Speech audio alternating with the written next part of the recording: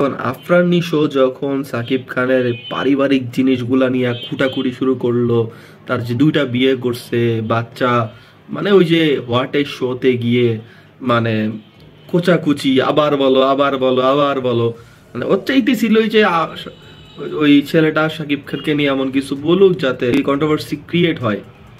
Controversy create হওয়ার জন্যই হচ্ছে গিয়ে এইগুলা বলতেছিল।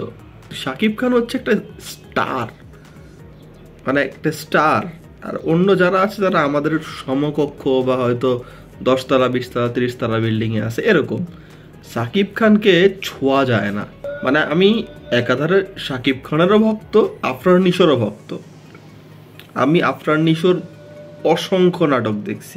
আমার ধারণা এই ক্ল্যাশটা ইচ্ছাকৃত ঘটানো, এবং এই ক্ল্যাশের মূল কারিগর হচ্ছে ওই যে আগেই বললাম আলফাই এর হচ্ছে শাহরিয়ার শাকিল, তারপর রেদওয়ান রনি চরকির, এদের মানে প্রযোজকদের একটা গেম যাতে আমার সুরঙ্গ সিনেমাটা ভালো চলে। কিন্তু এর ফলে যে একটা সামগ্রিক বাজে সিচুয়েশন তৈরি হয়েছে, এটা কিন্তু তারা পাত্তা দেয় নাই। কিন্তু আমি মনে করি এটাই ছিল হচ্ছে আফরান নিশো সাকিব খানের ক্ল্যাশ। আফরান নিশো যদি আরো 20 বছরও অ্যাক্টিং করে সাকিব খানের কাছে পৌঁছাইতে পারবে না। সে হয়তো জাদুরের অভিনেতা হইতে পারে, কিন্তু সাকিব খান যেটা পাইছে সেটা সৃষ্টিকর্তা প্রদত্ত একটা মানে মানুষের ভালোবাসা। এটা এটা পুরো ওয়ার্ল্ডেই খুব কম মানুষ পায়। আর বাংলাদেশ একটা ছোট দেশ, এই দেশের একটা সুপারস্টার মেগাস্টার এই লেভেলের সাকসেস অনেকেই মেনে নিতে পারে না। আসসালামু আলাইকুম দর্শক, আজকে কথা বলবো হচ্ছে সাকিব খান এবং আফরান নিশোর যে একটা ক্ল্যাশ, এটাকে নিয়ে। আসলে এই ক্ল্যাশটা শুরু হয়েছে সুরঙ্গর সাথে, সুরঙ্গর সময়। প্রিয়তমা এবং সুরঙ্গ, যদি আমি কিন্তু একজন সাকিব খানের ভক্ত। এখন একটা সবচেয়ে সত্য কথা বলবো, চিরন্তন সত্য, যেটা মিথ্যা কথা বলবো না। আমি দুইটা মানুষের খুব বড় ভক্ত ছিলাম নাটকের, একজন হচ্ছে মোশাররফ করিম আর 2 নম্বরে আফরান নিশো। মানে আমি একাধারে সাকিব খানেরও ভক্ত, আফরান নিশোরও ভক্ত। আমি আফরান নিশোর অসংখ্য নাটক দেখছি, ওয়েব ফিল্ম, নাটক, ওয়েব সিরিজ সব দেখছি আমি প্রায়। দুর্দান্ত অভিনেতা, ভার্সেটাইল একজন অ্যাক্টর। কিন্তু সাকিব খানের জায়গাটা না অন্য রকমের, মানে দুর্দান্ত, ফ্যান্টাস্টিক, মানে কোনো সাকিব খান হচ্ছে একটা স্টার, মানে একটা স্টার। আর অন্য যারা আছে তারা আমাদের সমকক্ষ বা হয়তো 10 তলা 20 তলা 30 তলা বিল্ডিং এ আছে এরকম। সাকিব খানকে ছোঁয়া যায় না। আফরান নিশো অনেক ভালো অভিনেতা, কিন্তু তাকে ছোঁয়া সম্ভব। তো আমি দুজনকেই খুবই ভালোবাসতাম, পছন্দ করতাম। আমি একজন বলতে পারেন পুরো দোস্তর সাকিবিয়ান এবং পুরো দোস্তর নিশোয়ানও ছিলাম, যদি ওইভাবে বলতে চাই। সমস্যাটা কি হয়েছে জানেন? আমার সেই দিন থেকে নিশোর উপর থেকে ওই অনুরাগটার মানে কমে গেছে। নিশো খুব ভালো অভিনেতা, আমি একদম লিখিতভাবে বলতে পারি যে আফরান নিশোর সুরঙ্গ সিনেমা প্রিয়তমা সিনেমার চেয়ে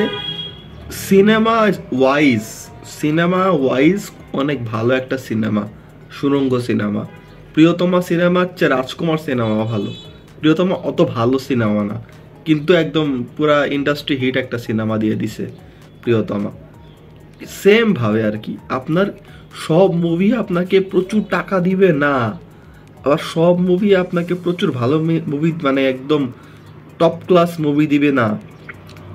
রায়হান রাফির ডিরেকশনে ছিল সুরঙ্গ, ভালো অভিনয় হয়েছে, ভালো গল্প ছিল। সাকিব খান প্রিয়তমাতে ভালো অ্যাক্টিং করছে, লাস্টের 20-25 মিনিট তো দুর্দান্ত ছিল। কিন্তু পুরো মুভির বিচার করলে প্রিয়তমা সুরঙ্গর চেয়ে পিছিয়ে থাকবে মুভি ওয়াইজ। কিন্তু দিন শেষে প্রডিউসারের টাকা দিয়া কথা, প্রডিউসারের ইনকাম দিয়া কথা, ঠিক আছে? প্রিয়তমা কিন্তু এই বরবাদ তুফানের মতো এত বাজেটের সিনেমা ছিল না, কিন্তু প্রডিউসার কিন্তু প্রচুর কামায় লইছে। এটা হচ্ছে গিয়া মূল হিসাব, বুঝতে পারছেন?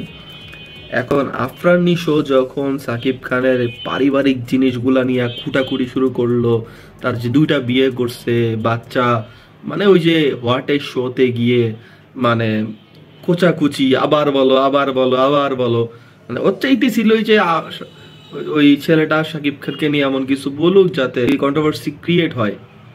কন্ট্রোভার্সি ক্রিয়েট হওয়ার জন্যই হচ্ছে গিয়ে এইগুলা বলতেছিল। এখানে আমার দুইটা প্রশ্ন আছে নিজের মনের ভিতরে। এক হচ্ছে সব কি ইন্টেনশনালি, যে আমি ইচ্ছা করে একদম, রায়হান রাফি নিজেও জানতো, আলফাই চরকি এরাও জানতো যে আফরান নিশো সাকিব খানের ভক্তদের খোঁচা দিবে, এতে করে দুই ভক্তদের একটা ক্ল্যাশ তৈরি হবে, ফাঁকে দিয়ে আমাদের সুড়ঙ্গ সিনেমাটা যেই আফরান নিশো ভক্তরা চিন্তা করছিল যে কদিন পর তো ওটিটিতে চলে আসবে, ওটিটিতে দেখে নিব, তারা ওরা গিয়ে ক্ষোভে যে না এখন আবার শাকিব খানটা যুদ্ধ করতে হবে, সিনেমা হলে গিয়ে সিনেমাটা দেখি। এই কারণে কিন্তু সুড়ঙ্গ অনেকে দেখতে গেছে, প্রিয়তম এই কারণে দেখতে যেতে পারে যে না এত বড় আমার মেগা স্টারের সাথে এত গ্যাঞ্জাম করা শুরু করছে, না না এই সিনেমাটা আমাকে দেখতে যাওয়াই লাগবে, একবারের জায়গায় 5 বার যাবো। দিন শেষে গিয়ে সিনেমার হয়তো 2টা সিনেমাই ভালো ব্যবসা করতে পারছে, কিন্তু আফরান নিশো যেটা করছিল ওই টাইমে ভুল করছিল। তার পুরোদস্তুর তার বলা উচিত ছিল যে আমি যেটা করছি পার্সোনাল অ্যাটাক করছি বাংলাদেশের সুপারস্টার মেগাস্টার সাকিব খানকে, আমি ভুল করছি, আপনি আমাকে ক্ষমা করে দেন। কারো সামনে বলার দরকার ছিল না, তারা পার্সোনালি মিটিং করে দুইজন ক্লোজ ডোরেও কথা বললে নিতে পারতো, এখনো পারে, কালকেও পারে। তাহলে কি ভক্তদের মধ্যে অনেক ভক্ত এমন আছে যারা শাকিব খানেরও ফ্যান, আফরান নিশোর অভিনয়েরও ফ্যান অনেক আগে থেকে, আমি শিওর। জাস্ট ওই ঘটনাটার পর থেকে ভক্তদের মধ্যে আলাদা করে দিয়ে তারা সাময়িক সফলতা পেলেও মানে সামগ্রিকভাবে কিন্তু ভালো কিছু করতে পারে নাই।